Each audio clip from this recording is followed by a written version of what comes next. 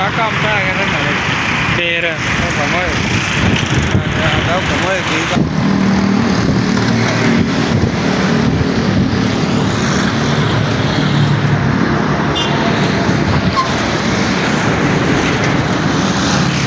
ਇਹ ਸਾਰੇ ਭਾਈ ਬਾਕੀ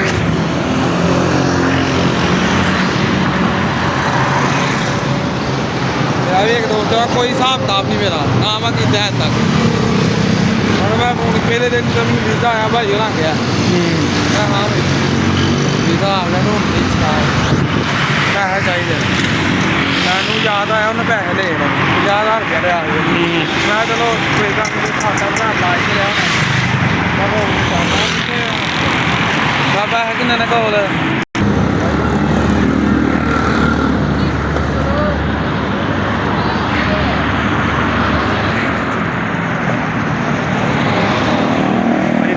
कराची का माहौल चेक कर सकते हो इस टाइम मैं कराची के अंदर मौजूद हाँ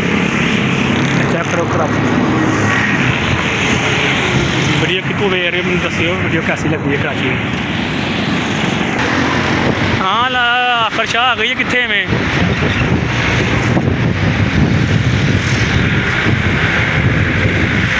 स्टेशन है जनाब कराची का कराची का स्टेशन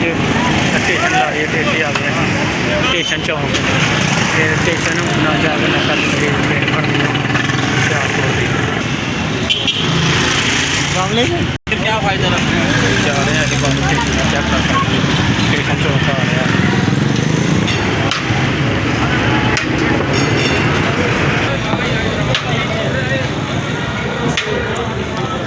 है मैं स्टेशन चौक से होटल है देख चेक कर सकते अंदर की कैसी है